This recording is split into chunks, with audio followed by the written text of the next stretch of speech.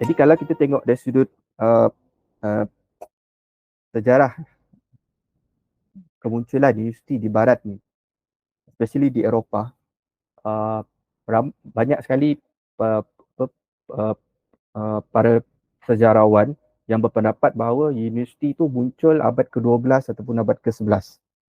Uh, Terutamanya di Itali lah. Okay, di situ muasal universiti itu muncul. Dan dan antara universiti-universiti yang terawal tu seperti University of Bologna, University of Paris di France, Salerno, Oxford. Ini antara universiti-universiti yang terawal yang ada di Eropah ketika itu. Dan banyak sekali kalau kita tengok penulis-penulis ahli sejarawan barat, mereka cuba menidakkan bahawa kemunculan universiti-universiti barat ni disebabkan oleh pengaruh Islam. Ini banyak sekali lah tokoh-tokoh yang menulisnya. Walau bagaimanapun, ada juga tokoh-tokoh di barat itu sendiri dan di dalam peradaban Islam yang menyangkal fakta inilah.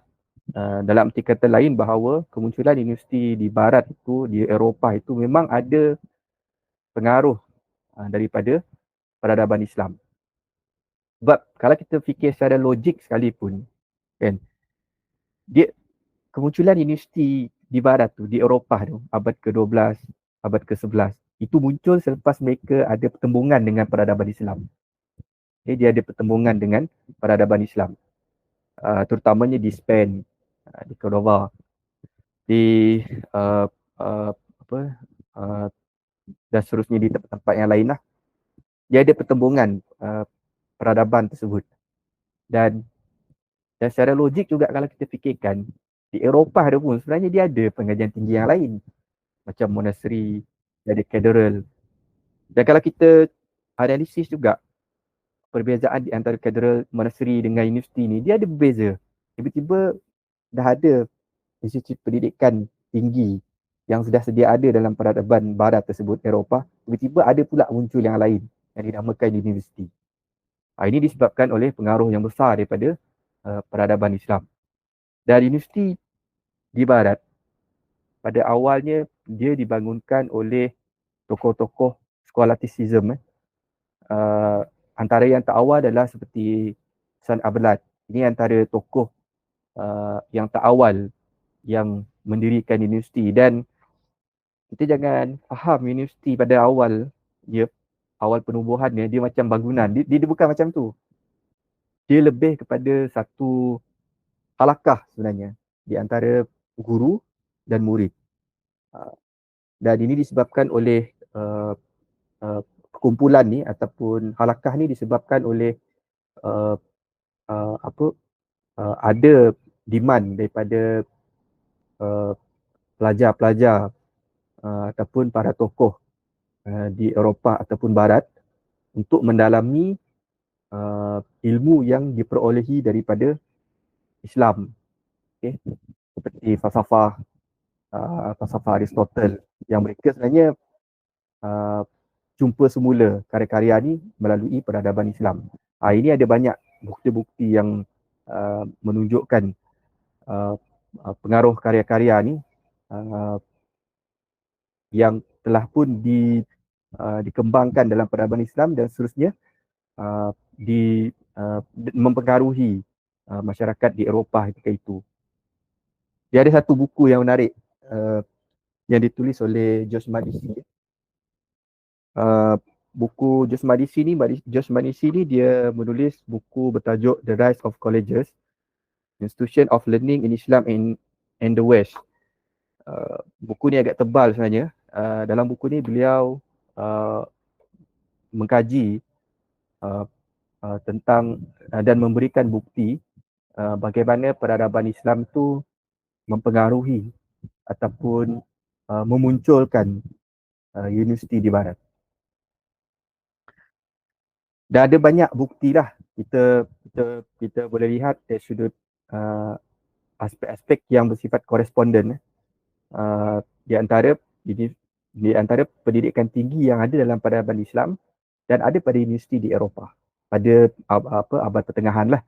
Dan di dalam buku George Makdisi ni ada disebutkan lebih kurang dalam 20 aspek yang sama.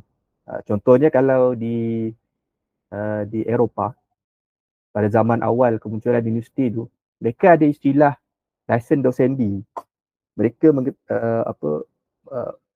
ada satu ciri universiti di barat tu yang ada license docendi.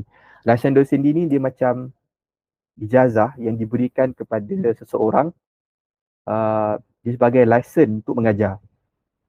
Yang ini disebut oleh George Makdisi sebenarnya sama dengan uh, apa ciri ijazah dalam pendidikan Islam. Tapi kalau kita fikir secara logik, dia tiba-tiba muncul kan. License docendi ni tiba-tiba muncul pada abad pertengahan selepas ada pertemuan dengan peradaban Islam. Okey, baik. Dari sudut istilah tu sendiri, ini adalah kalau kita semak dalam dictionary ataupun kita semak dalam kamus-kamus English, kita akan dapati bahawa istilah university itu dia merujuk kepada corporation sebenarnya. Dia merujuk kepada society ataupun dia merujuk kepada sekumpulan masyarakat ataupun istilah yang biasa digunakan untuk merujuk kepada universiti ni adalah guild. Okay, sebab pada zaman pertengahan, orang-orang Eropah ni mereka ni suka berdagang kan. Jadi berdagang ni mereka ada kumpulan.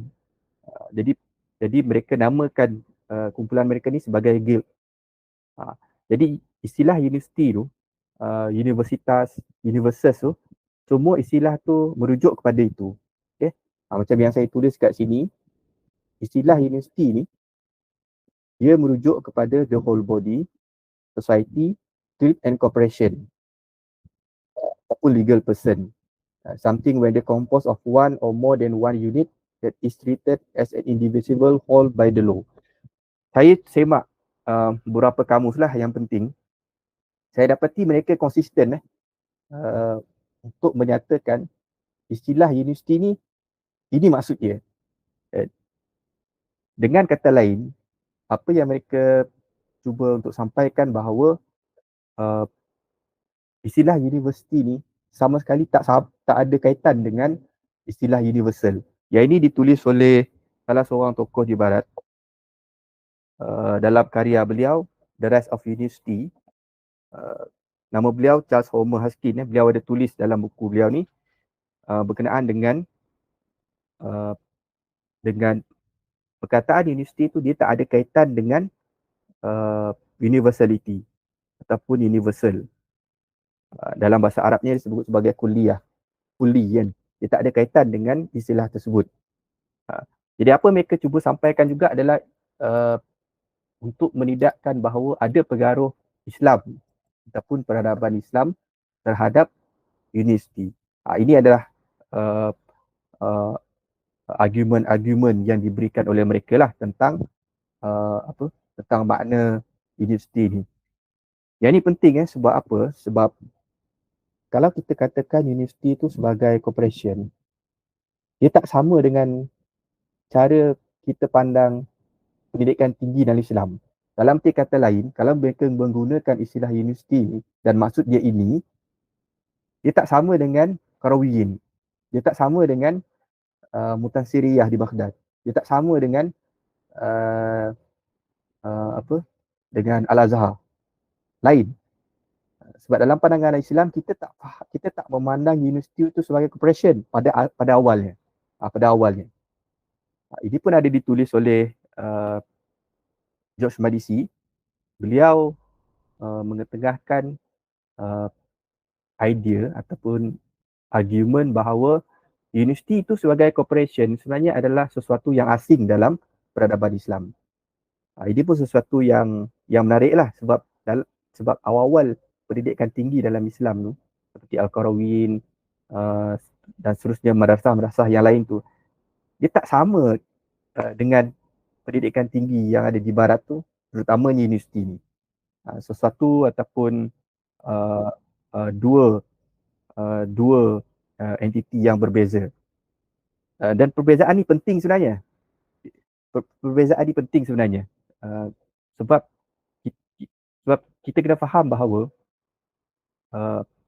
peradaban Barat, walaupun mereka dipengaruhi oleh peradaban Islam, dan dalam konteks ni kemunculan universiti di Eropah juga dipengaruhi oleh peradaban Islam. Dia ada aspek-aspek yang hilang ataupun aspek-aspek yang ditukarkan yang mungkin tak ada dalam pendidikan dalam Islam. So ini sesuatu yang perbezaan yang penting dan agak menarik jugalah kalau kita telusuri dan kita cuba untuk evaluate perbezaan di antara ini. Okey, tapi itu tidak